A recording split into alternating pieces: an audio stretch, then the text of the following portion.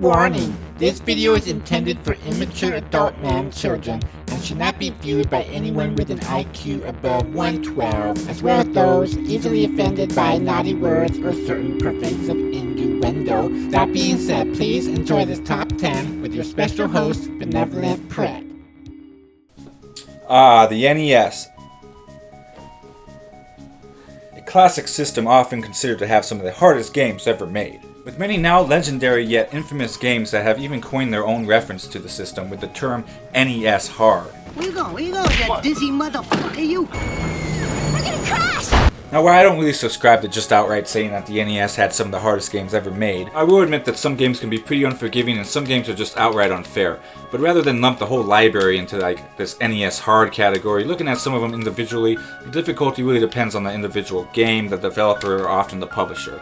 I mean, some games have oversights like lack of lives, lack of continues, sometimes really shitty checkpoints, but some are still worth the trek if you can man your way through them. On the complete other side of the spectrum, you got games with broken or poor programming, cryptic controls, and freaking level designs that result in a game that's just as much of a waste of time today as it was back then. Often poor programming was a result of financial issues or a rushed schedule, and it's too bad this resulted in games that were often hard or frustrating, as a lot of these games had potential or could have been truly great games. There's also some games that are overhyped as being hard, but really aren't too bad if you quit being a pussy all the time.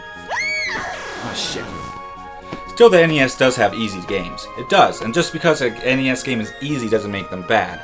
Of course there are easy games that are fucking terrible, don't get me wrong, but without mentioning a bunch of baby games or educational games, you got games like Puss in Boots that you could really complete in probably 15 minutes. It has a fair amount of continues that start you right off where you left off, but god, it's a yawn fest. Oh, a yawn. Much like Rampage, an arcade classic that's an okay romp for a while, especially in co-op, but due to its infinite continuous insane amount of levels and time it takes to beat the freaking game, it becomes more of a test of staying awake. I mean, you've never seen a speedrun of Rampage, have you? No, because that'd be fucking retarded. And due to this alone, it succumbs to being a mediocre title at best. I mean, I consider it a classic, but it's just too repetitive for its own good. Unless you're fucked up on drugs, maybe. Then it's probably okay. No man, it's not cool. It's not cool. Ball flashbacks. Oh my god. Oh. Oh. Ah. Oh. Ah. Oh my god. Oh my god. Ah. Ah. Not cool, huh? Ah, bad trip, Benny. Just ignore him. He'd have a bad trip playing Flower. Actually, this game makes me think about my life and shit. Six axis control. Oh. Oh. Oh. Anyway, there are tons of easy games that are boring like this. Games like the Bugs Bunny's Birthday Blowout. A game where it can be more challenging to actually die in the game. Or let's not forget its early brother of a game, the Bugs Bunny Crazy Castle, which I actually like, but I'm not sure it would make a top 10 list like this because my lists are actually factually sound, with years and years of research data behind them. So to stay truly objective, I really don't put any personal say or opinion into these lists. But what about the good easy NES games? Are there easy NES games worth playing? Well, I think so. So this is my top 10 list of most easy NES games worth playing. The games have to be easy and they gotta be worth playing. Now before getting into it, let me just say some games that are considered easy may be mistaken for easily accessible. Like, is Tetris an easy game? Yeah, I think so, but it's easily accessible. The controls are pretty simple, it's easy to get a hang of for the rules and all that type of stuff, but it's a hard game to master, and it doesn't have a definitive ending, and it's more of a high score game. So I may avoid putting games like this on the list until I do my next list in 2 years, called the Top 10 Most Easily Accessible NES Games. But this is the Top 10 Most Easy NES Games worth playing. I mean, it is two completely different things.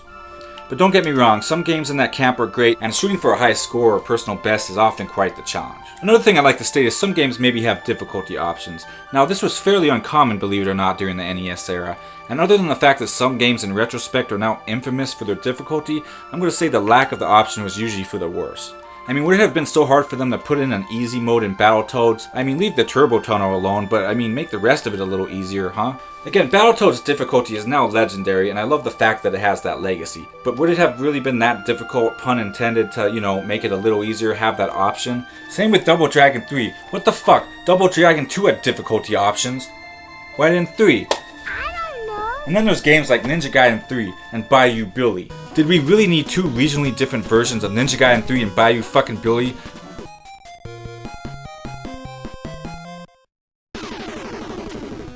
If you really look at what's going on here, there's the fair, well-designed, intended versions that came out on the Famicom, and here in North American regions we got these hard, artificially more frustrating, unforgiving versions. A difficulty option really could have bridged that gap, and don't say the NES didn't have the memory for this. If games like Zen the Intergalactic Hippie Ninja, Double Dragon 2, or Mega Man 2 can have difficulty options, then why couldn't these other games? Now some games even had easy modes built into them in the form of passwords or codes. Now why they couldn't be a little more upfront is a bit perplexing, but at least they're in there, and I gotta give them credit. A good example of this would be a game like Teenage Mutant Ninja Turtles 3, The Manhattan Project.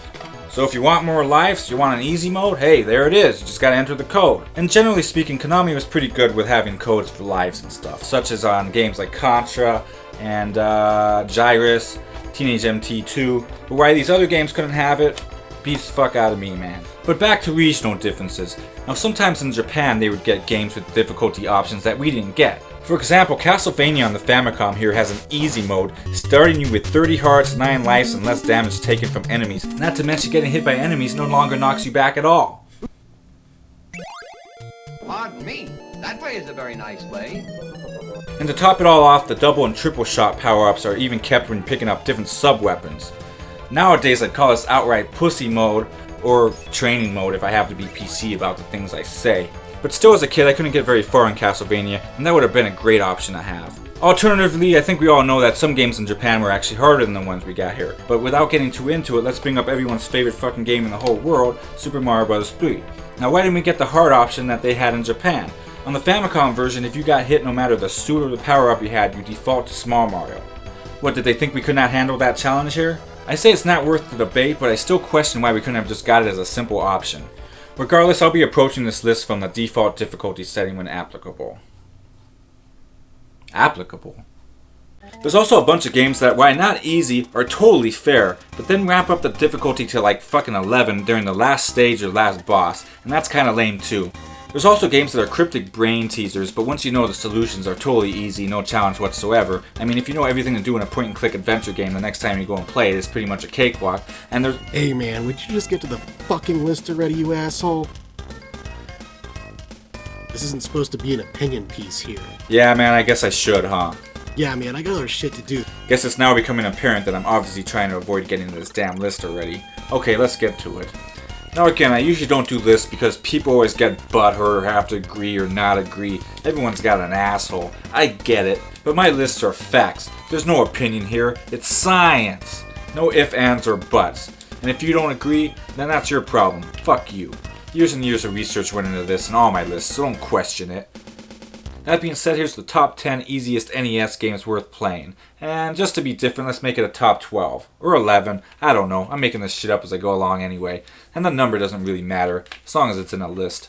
Another fucking list. Excitebike.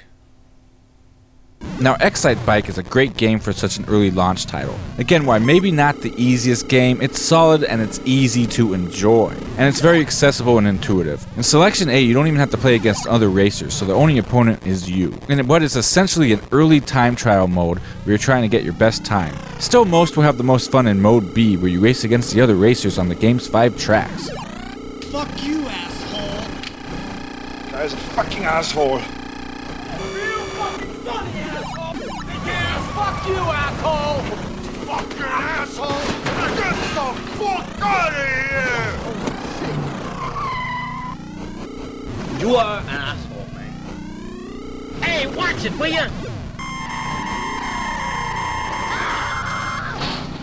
Now this game did have an updated enhanced version in the arcade based on the original called Versus Excitebike. And then the Famicom Dick system later had an even better version which included 2 more tracks.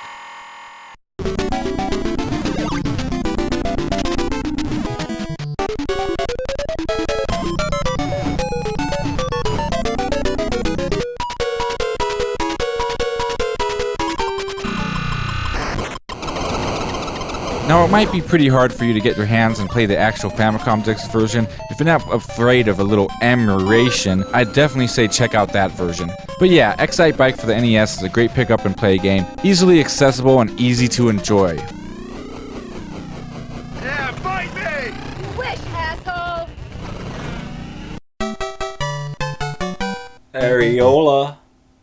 The Little Mermaid. Areola. Anyway, Capcom's The Little Mermaid. It's sort of a love it or hate it game, I suppose, but other than this guy, honestly, I've never really seen a review that just said, hey, this game is balls. Sure, it's a bit too short and easy, and that's kind of what this list is about, but it's pretty much unanimous that this is an easy game, and I'll have to agree. But it also gets kudos for being a good movie-based licensed game. But I guess coming from Capcom, that's really no surprise. It takes place underwater, which you'd think might suck, as underwater stages have a bad rep, but it works well in this game. Boss fights and stuff can be a little repetitive, but that can be said for lots of Capcom games. The biggest bitch really is it's too short, and I think a difficulty option would have actually been nice, but it's a fun, short, simple game, and I oddly wish this game had a sequel. At the end of the day, I think it's an easy game that's worth owning and giving a try. It has good music, good graphics for the time, and with unlimited continues, no one should have trouble getting through it or its closely related Game Boy version. And that's why a Little Mermaid, Miss Areola here, I gave her a whole Brady bunch of crabs. is coming in at number 11. Ha! Ha! Watch me shoot this motherfucker. You talking to me? Yeah. You talking to me? Blank. The NES Zapper doesn't get much simpler than this. Pointing and shooting, pointing and shooting. But believe it or not, Zapper games can actually be pretty fucking hard. Like To the Earth, good luck getting there. Operation Wolf, more like Operation Hard. And let's not forget hybrid games like Bayou Billy, Mechanized Attack, or Laser Invasion.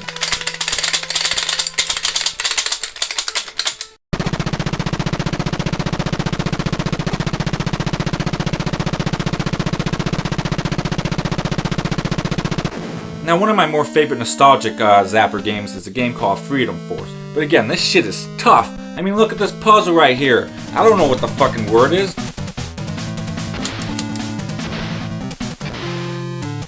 It's just hard. Way hard. In fact, I did beat this game as a kid. It's only like 4 levels, but I mean, I guess it keeps looping and there's multiple endings if you can keep playing it, but you know, just as a kid, I beat the 4 levels, did my thing. But regardless, I was right on that screen. Right in that motherfucking screen's face. Right in that damn screen. And after stage 3, I was like constantly pausing the game. Whenever I'd see a motherfucker pop up, I'd be like, pause! Unpause! Pause! Unpause! You know, because it was freaking hard, man. Really, really hard. So I had to pause the game in order to give myself a jump on some of these mofos. Help me get the edge, you know? Avoiding these hostages, these kids on skateboards. I didn't consider it cheating though, more like old school bullet time. But I'm getting way off subject here. Regardless of this difficulty though, most Zapper games are generally easy to play and very accessible. I mean, point and shoot. And while I said I would shy away from high score games and often don't have endings as many of these Zapper games tend to do, I'm going to make an exception for a few games that make use of one of video games' most iconic and beloved accessories here. With a 3-way tie, which I will list off from what I view as the hardest to the easiest, and also maybe the best to the worst, but whatever. So let's get this thing started. First off, we've got Duck Hunt. Nothing much to say about this game that hasn't already been said. You got Game A mode here where you shoot one duck. Huh? As levels increase, the birds get faster and you get less chances to hit the pesky birds.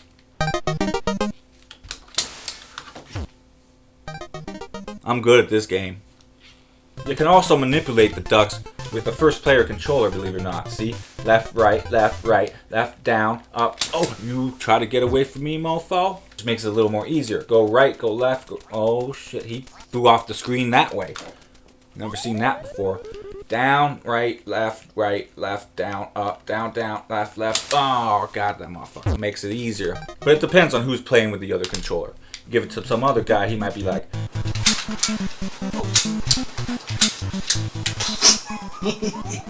Oh man, you suck.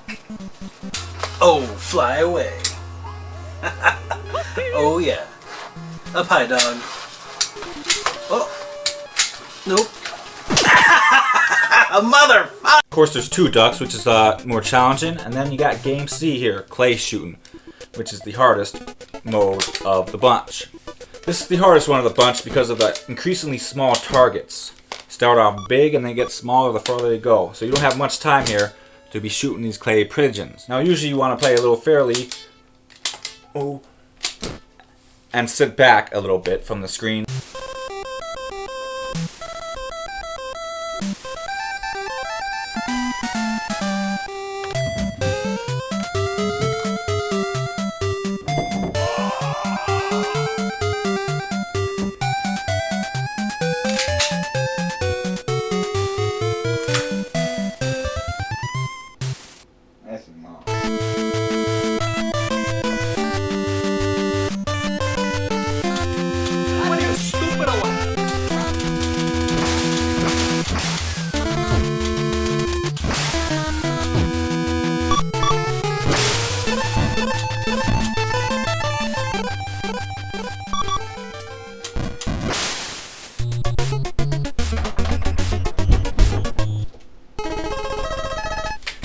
Next up, we have Hogan's Alley, a game which plays kind of like a police training simulator type game.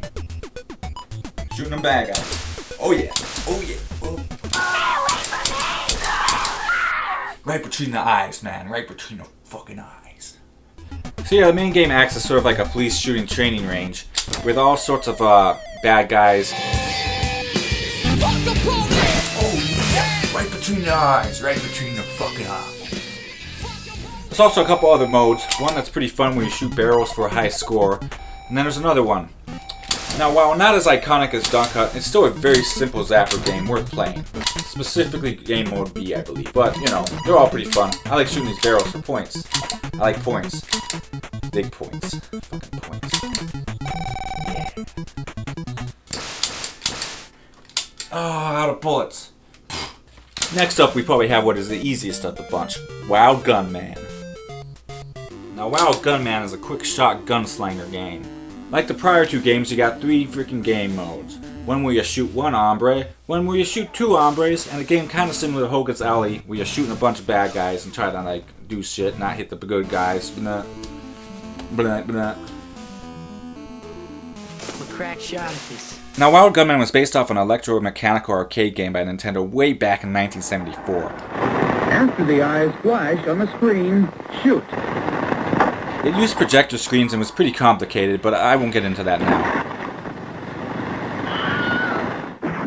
Also, I gotta give this game credit to be the first NES game ever to have voice synthesis. Now, as a mid-80s or 90s kid, you might have first seen this game in the movie Back to the Future 2, which famously featured the first on-screen appearance of Elijah Wood, way before he was famous for doing the Harry Potter movies. In this classic scene, it's described by Elijah Wood's boyfriend as being like a baby's toy. Watching him bounce around like a fucking game, like a wind-up toy. That's like a baby's toy. Baby's toy? That's like a baby's toy. Now, it comes off like he's talking about the game itself and the way it plays, but he's actually talking about the difficulty of the game, because it is easy. But that's okay, you gotta make the game more difficult. Now, if you want to make the game more difficult, you gotta holster that gun. And pretend you're like a real... Ah, my dick. And pretending you're in a real shoot-off, just like I used to do back in the day. I still prefer to play it this way.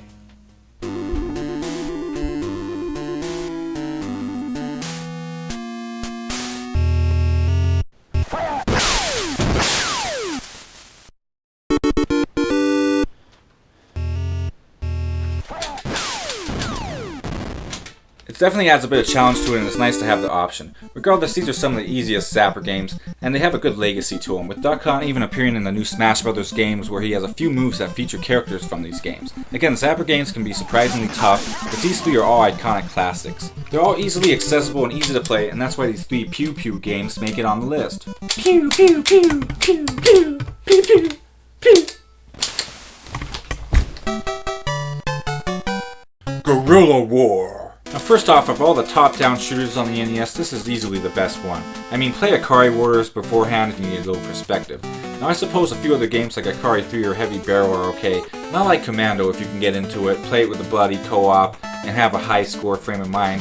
But this kicks its ass in all sorts of ways. I mean, it takes some getting used to, but once you get used to it, especially in co-op, it's a good time. I'm not even... No. You're saving half-naked dudes, man. You're getting weird on me. Yeah, I'm not even sure why I'm assuming that. They're tiny Vietnamese boys, so they do kind of look like women. No, we're in Cuba. Oh, how come this isn't more like Call of Duty Ghosts? This is kind of Call of Duty of the times, you think about it. It's more just like duty than Call of Duty. Yeah. What are those guys doing? I don't know, they're like jackhammering each other's fucking... You see that shit? They're throwing grenades out. No, they're definitely jackhammering their dicks. Look at that! They're both hammering. Are you serious? Are you serious? Yeah, look where their hands going. Yeah. One hand's on the fucking steering wheel, the other one's just jackhammering away on their... Oh, shit. Oh, great. Now they're all sex crazed and retards. Oh, man, they didn't even wash their hands. Oh, you see I dipped in there and pulled out? I just did the tip. Just the tip. What? That's my little manhole move, man. That's what I called it. I called it the guerrilla warfare manhole dip. That's what? That's not a thing? Watch, I'm gonna do it again. Just a little bit. I just dunk it. Come out. Oh, you're dirty. That wouldn't be funny if you didn't have such a sick, perverted mind. what the fuck? Sorry. I didn't even know what you were talking about. You were just like... I was like, I thought if you fell in there, you would die, so I was all nervous. I was like, whoop. I just kind of like... No, dude, that's how you are. That's good. That's a strategy. I didn't know. I just dumped my balls in the manhole and kept moving. That's the strategy. You want one of those fans? My heavens. See, now you're getting up to 2 viewers. I keep fucking nailing these jokes. You're going to have 2 viewers. It'll be my Nana and the fucking police officer. The police officer assigned to the case to investigate us. They'll both have to watch it. And he's got to watch all of it, too. That's the best part. Now, is it easy? Well, yes and no, but you gotta lean more towards yes. The game plays like you have a pocket full of quarters, so infinite continues, and you jump right back in where you left off. So yeah, if you want to be a bitch or you're really drunk, you can play to your heart's content. But when you're ready to man up, you have the option to be the more manly revolutionary if you want. So when you're ready to choose and play with some pride, you could limit your continues or even play on its optional hard mode. This game would be great for challenges too, such as YOLO rules or simply shooting for a high score, as you do lose your high score when continuing. Still, the fact of the matter is, this is a good top-down shooter that I consider the must-own definitive title for this genre, at least for the NES system. The fact that you can play through it without worrying about lives or continues, and it has a really good simultaneous co-op, is why it makes the list. You and your videos are so weird. That's why you got 1 viewer. And my Nana said she doesn't even like it. She just feels bad for us.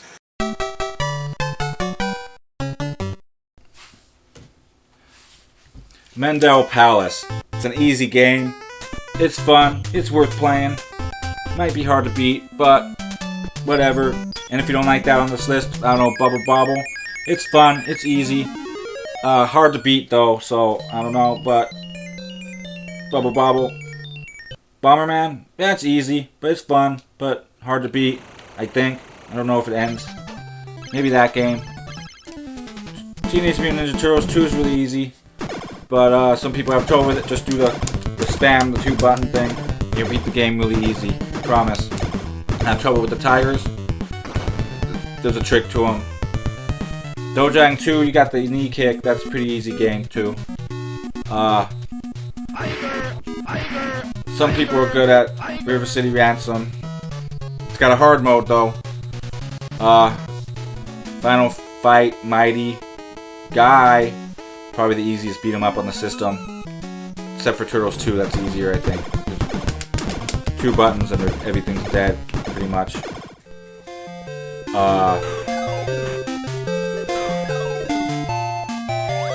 Oh, I know, Kickle Cubicle. That game's easy. They dumbed it down for us, even from Japan. Kickle Cubicle, though. It's cute, it's good, it's fun. The Japanese version is harder, so it's better, but it's cute, it's fun, it's easy, it's worth playing. Kickle Cubicle. There you go. Just had to brainstorm on number 9 or something. Number 8. I think it's a number 8. I had to brainstorm it. There you go. Lots of research went into this list.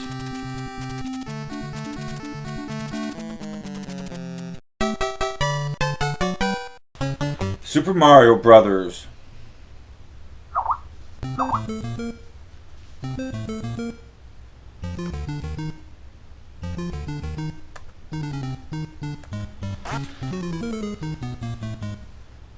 So sure, Super Mario Bros. Is not really an easy game, I guess. However, it was and is still what I consider to be the training wheels for the NES, and I really feel it's the key to the system. If this game is hard for you, get over it. Get good at Super Mario Bros. Make this game your bitch. If you can. Now if you can, I suppose I understand. I suck at Donkey Kong Country games for some reason. I'm not really sure if that's related, but, you know, again, I guess I could see where you're coming from. Still, at the end of the day, Mario is platforming 101. And many of the mechanics found in the original Super Mario Bros. Can often be seen across the system. I was playing Bram Stoker Dracula the other day. Look at them question blocks. They look just like the damn Mario blocks. Whether it's the cliche of jumping on enemies... Stop it! No, stop it! Stop! Hey, cut it out, stupid!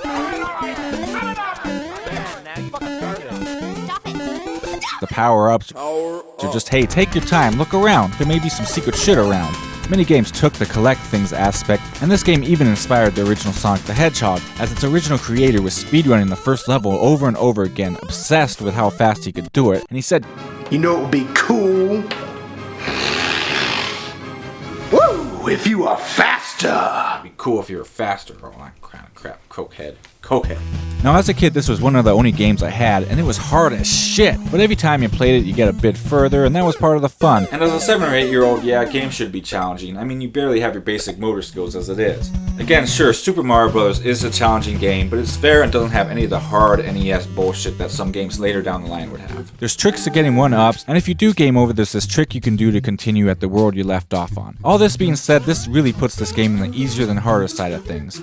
Now sure, there's 2 Koopa levels that have a few cryptic pathways that I do think are borderline BS, but otherwise I can't complain much about the 85 masterpiece that changed gaming forever, and many Mario games are still based off this formula. In fact, usually Mario games are either based off the original Super Mario Bros. Games or the 3D games that stem from Mario 64's lineage. Occasionally there's an RPG, but those seem far and in between, so again, maybe it's not an outright easy game, but it's well worth getting your Super Mario Bros. Skills down. As Super Mario Bros. Skills really do transfer across a lot of these old school games, and even into modern day platformers as well. Platformers?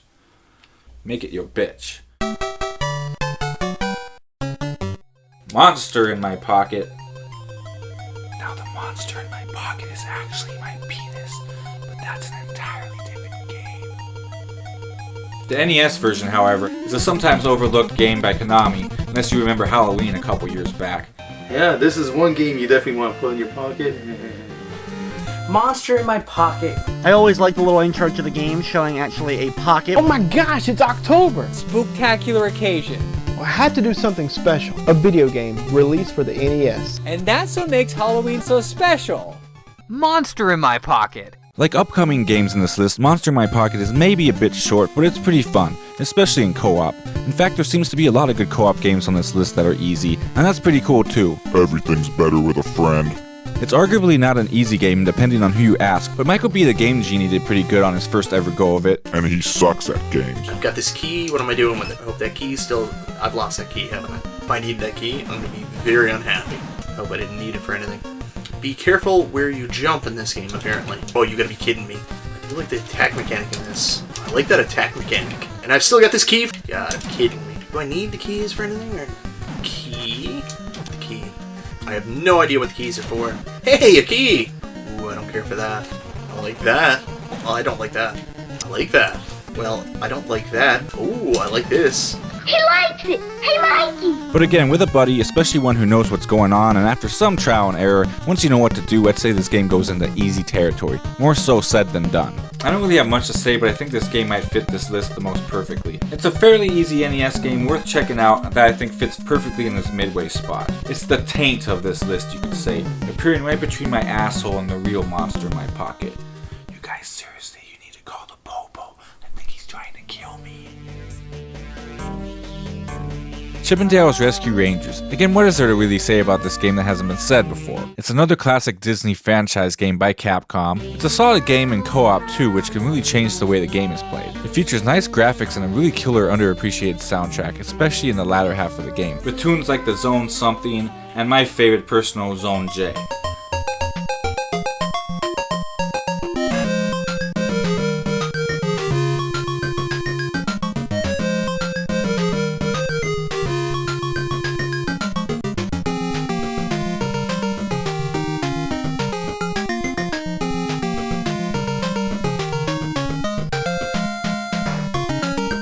I've seen some people struggle with it, but usually they're not fully aware of some of the game mechanics or maybe overlooking something simple like hiding in boxes. Again, as a game, my main complaint is it's a bit too short, and I think a harder difficulty option would have been nice, but these days the only way I play this game is by playing it on 2-player mode, all by myself, and I try to beat as fast as I can this way. And that's a fun way to give it some replayability and a little more challenge. But overall, this is a classic, easy NES title. Worth playing.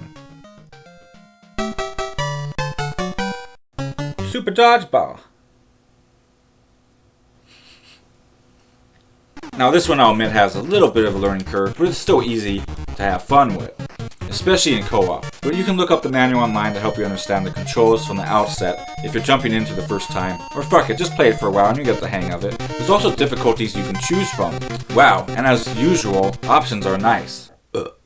This game was actually released on multiple platforms, and this may be the easiest of the bunch, and that's not a bad thing.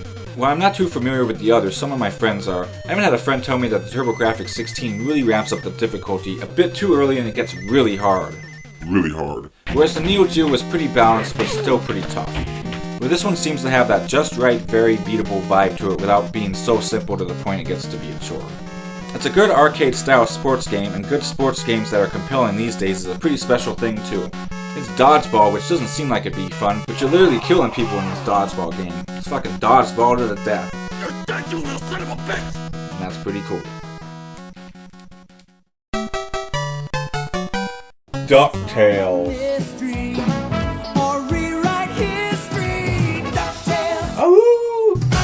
DuckTales. It's a classic. I mean, I suppose some people may have trouble with this game. I guess it's possible, but I've always found it to be pretty easy. There are 3 difficulties too, so again, there's balance. As for a lot of these games, there's not a lot to be said that hasn't been said already. It's another iconic Disney Capcom game that I would have never thought would have gotten a remake released 24 years later with the DuckTales HD remaster that we got in 2013. And if that's not a testament to the game, I don't know what is. Again, you have your difficulty options here, and that's good. It gives you replayability, and if you want to up the difficulty, you can choose whether to make the game hard or easy. In fact, the hardest thing you could probably accomplish with this game is maybe speedrunning it, even on easy, and trying to get the bad ending, which most people don't even know exists. And that's something that's really hard to do. I mean, you gotta do math and shit. Math! Some people forget that with a certain amount of points you can hit select and refill your life, so you have to do that and spend your money. You gotta be broke by the end of this thing. Again, some people may not even know what the hell I'm talking about, and I don't really know how to explain it. I'll just have my friend Glitch here explain it real quick. Glitch, take it away. You gotta do a bunch of math and shit. So again, it's an easy game I feel, but it's also a really hardcore game if you want it to be. And that's the best of both worlds right there, and that's why it makes it on this list. Felix the Cat plays and has a similar feel to many other later released NES games. Games like Tiny Toons Adventure and Mario 3. But like Tiny Toons had enough unique things going to keep it from being a total Mario 3 clone, which is a good thing. With good graphics and controls and a good variation of levels, it's easy, but unlike Little Mermaid, isn't so short you're like, "What? That's it?" when it's all over. And as a later release, it had nice colorful graphics and a variety of game mechanics that really pushed the system. In fact, many of the later released games of the NES library, games like Bucky O'Hare or Panic Restaurant, were really pushing the NES pretty hard by this point, and Felix the Cat is no exception. Its creative level design and magic power-ups really bring quality to this game, and despite its easy difficulty, it's still fun and most importantly worth playing.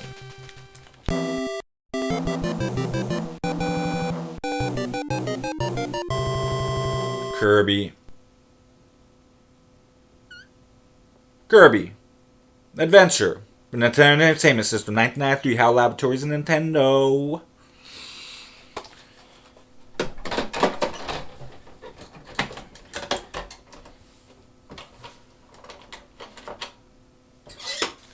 First you gotta draw a circle, then you dot the eyes, add a great big smile, what you get?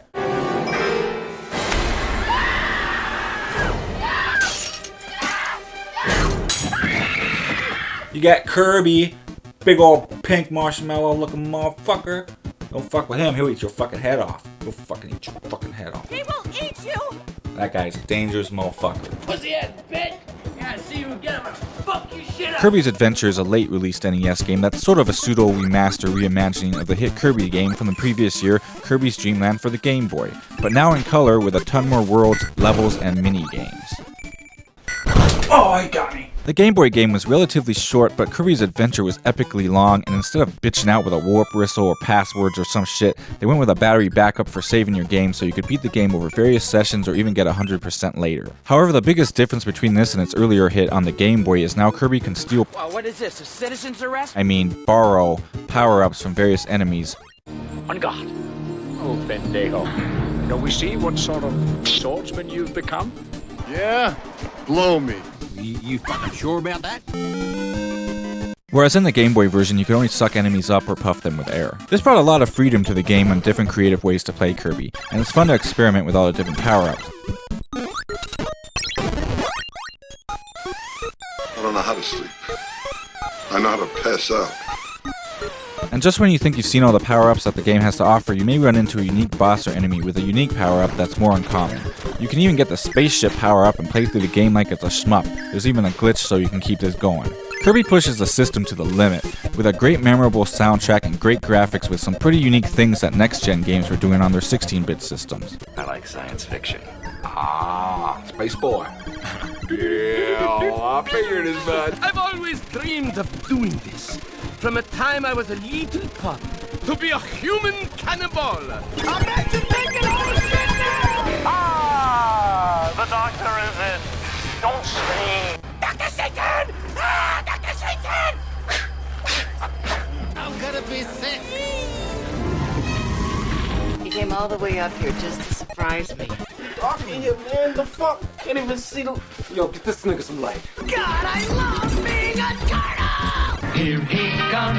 Here comes the racer. He's a demon on wheels. I always drive the car on Saturday. Never drive it. He's a demon and he's gonna be chasing after someone. I just want to dance. I practiced.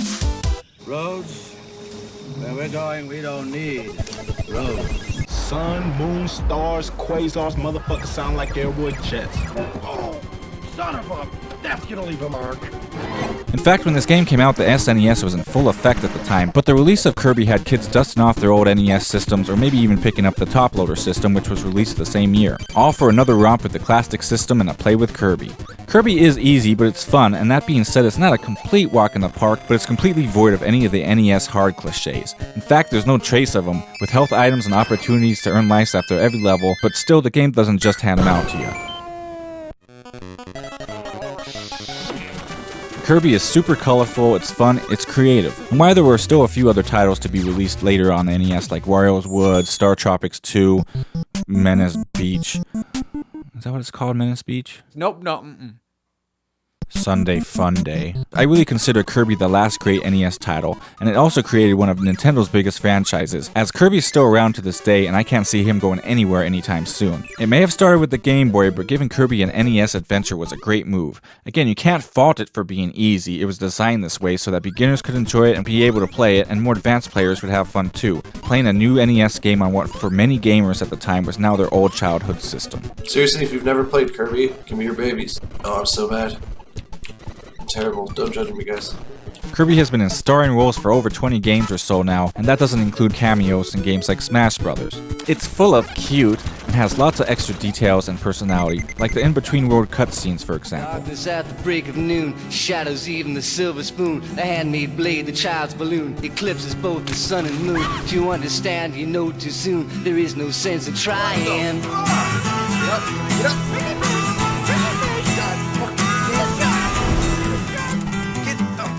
Oh shit, what? What do you want a balloon for? I don't know, In fact, this game took up more memory than any other NES game on the system, by packing a whopping 6 mega power! Which is why I think it really deserves the #1 spot here. And unlike some other games on this list, there was a ton of value here. I don't know, I mean, you never told me anything about yourself, and now you just want to let me inside of your head. I might hang on to this for a while. So thanks for watching this list here and checking out some NES games that NES Hard doesn't apply to, but they're still worth playing. So until next time, happy gaming, game on, eat dicks, goodbye. Oh, motherfucker. Oh, shit, this game's fucking hard. NES Hard.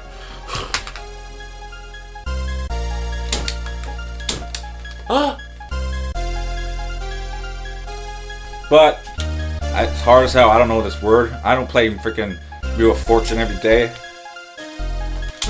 Oh, I got it. I did your stupid bit. Now stop bugging me about it, you fucking schmuck. Damn, look at that blood. Shit's hard. Man, this plane is super long. Way hard. Oh my god. The monkey. Oh my god. Oh my god. Oh my god, Poppy. It's not cool. It's not cool at all, Poppy. I'm not good at Hangman. If I was, I'd probably be dead.